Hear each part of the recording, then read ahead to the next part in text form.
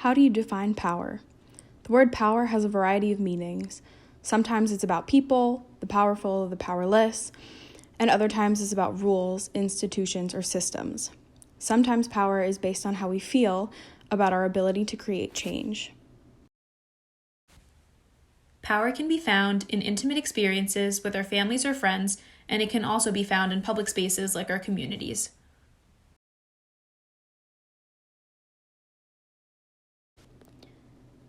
Collectively, communities hold power. How do communities build and amplify their power to create powerful, just, and equitable change? My name is Jennifer Ulloa, and I'm a first-generation New Yorker and Salvadoreña committed to fighting for racial equity. I have a background in public health, public policy, and studio art, and I came to DSI to learn how design can help create community-led change.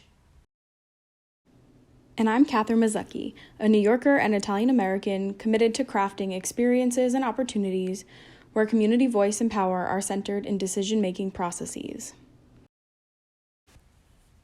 In the past 2 years, we've learned so much from one another. We've grown together, built community with each other, and further anchored ourselves in our common values of community, power, and justice.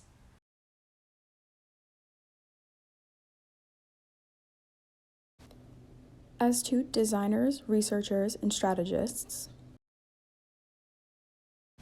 we believe that design is an integral process that can amplify community power to create systemic change.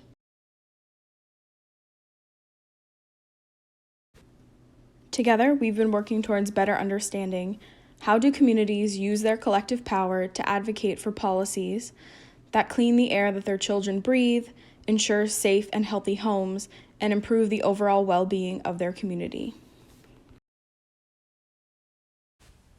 Over the past year, we've had the privilege of working with We Act and have become a part of the We Act family. We Act has been a leader in the environmental justice movement since 1988, and we've had the incredible opportunity to work alongside them and the Northern Manhattan community. And that's what We Act does, is we are advocates, even watchdogs, to make sure that policy that gets created to address environmental health issues or address climate change is rooted in a consideration of who is the most impacted and how will this policy actually play out in implementation.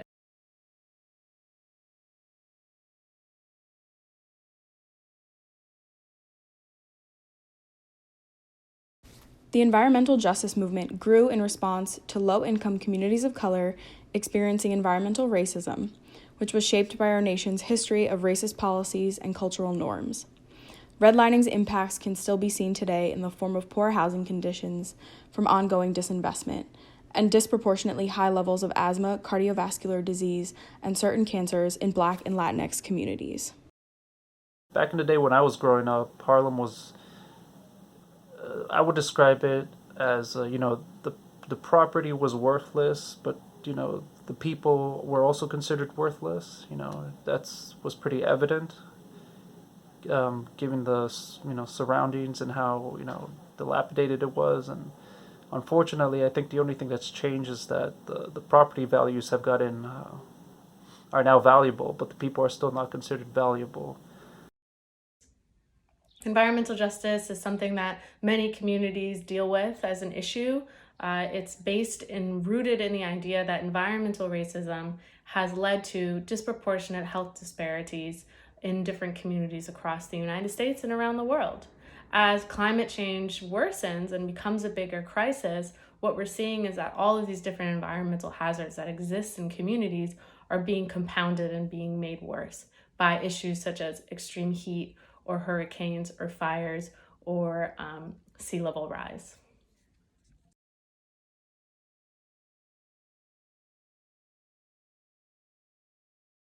Northern Manhattan is made up of West, Central, and East Harlem, Inwood, and Washington Heights. It's a working and middle-class community of Black, Latinx, largely Dominican, Puerto Rican, and South American community members. The community members we've spoken to love the diversity of the people, their neighborhood's rich history and culture, their parks, and places of worship.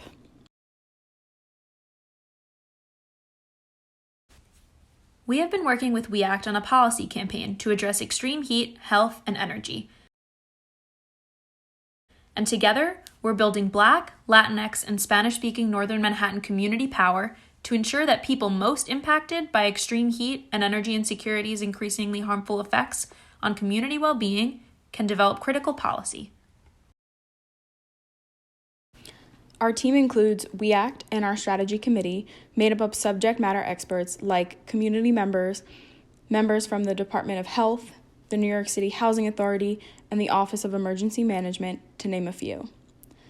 This multi-year policy development process includes campaign planning, implementation of the campaign plan, and policy changes. During this policy planning phase, we have co-designed, planned, and facilitated events where we've learned what community members are most concerned about with regards to extreme heat and energy insecurity, as well as the futures that they envision.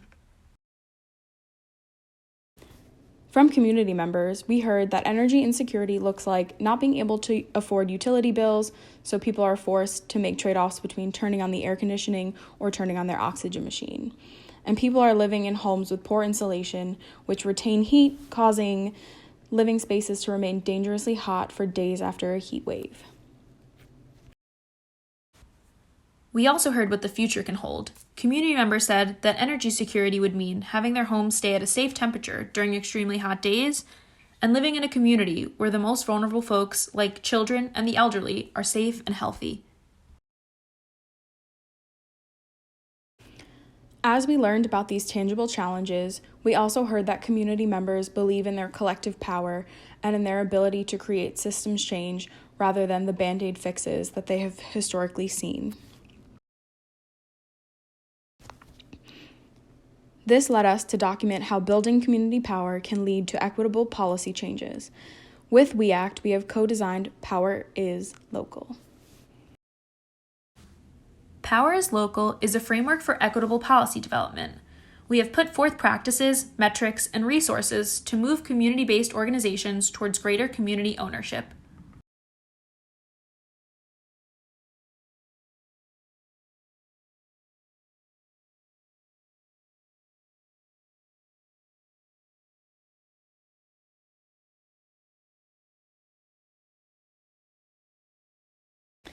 The branding for this framework pulls inspiration from the civil rights movement and social justice organizations. This typeface, called Bayard, is a sans serif typeface inspired by the signs from the 1963 March on Washington for Jobs and Freedom. Inspiration for the visuals came from a variety of places, including color blocking, shapes, and collaging from a variety of books and posters, and bold typography from WEACT posters.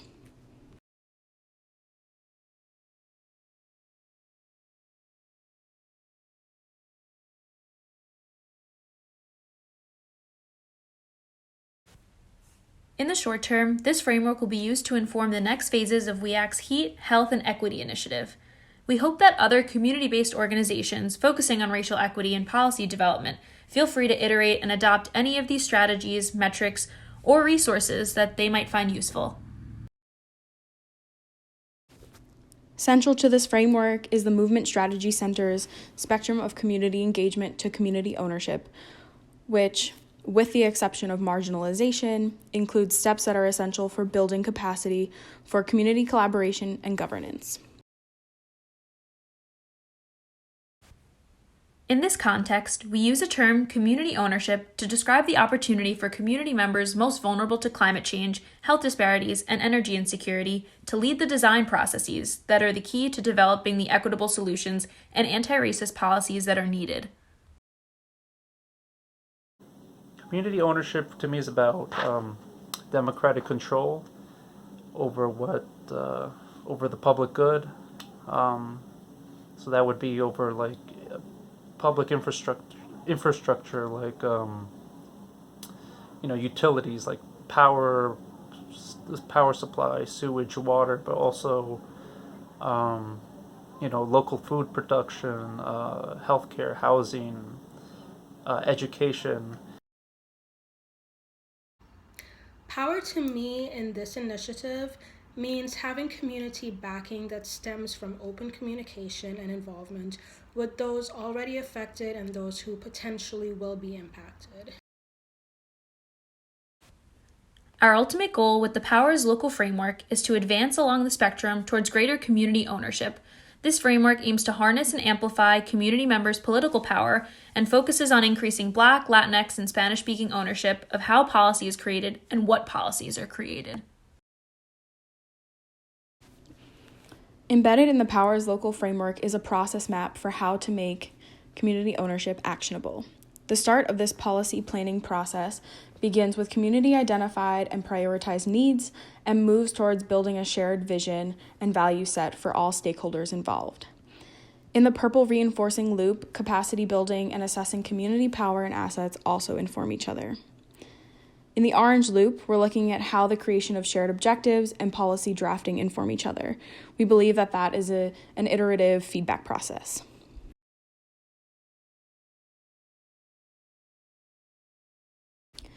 When working to define the existing challenges of a community, we must ensure that the community members participating are representative of the community at large. We have focused on building greater language justice with a focus on Spanish. Language justice is a right that everyone has to communicate in the language they feel most comfortable with. It must be built in all steps of our processes because it's only as strong as the time and resources dedicated to it. During our facilitated planning workshops, we created bilingual presentations and materials and had simultaneous interpretation services. Based on community feedback, we've also planned for more monolingual events so that monolingual Spanish speakers can have a space where they feel fully heard. Another important factor for the problem definition phase and the entirety of the policy planning process is the crafting of intentional spaces. We define intentional gatherings as those that have a bold and disputable purpose, shared goal, and vision.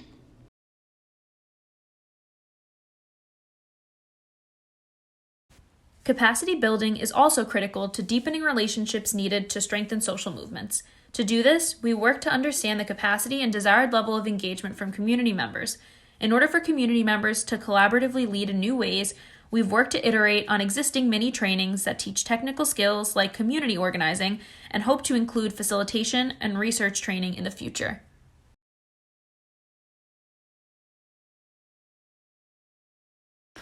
Lastly, we'd like to look at shareback loops, which allow multiple groups like the community at large and internal community-led teams to exchange information and learnings. This is important because it allows for many groups working towards the same goal to strengthen their collective ideas. In the last 2 months, COVID-19 has caused us to pause and rethink what community care and power look like. This pandemic has disproportionately impacted Black and Latinx communities who are already experiencing inequities. Some community members have lost their jobs. Others have no alternative but to risk their lives to make sure that they can still support their families. During this time, our top priority has been the safety of community members.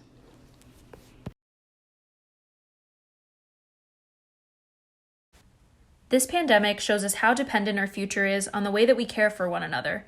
Community members continue to work towards building policies that protect the present and future well-being of their communities.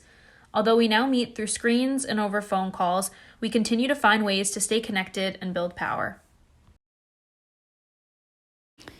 We believe that equitable futures depend on community members like Anthony and Sophia continuing to define and lead what policy change should look like in Northern Manhattan.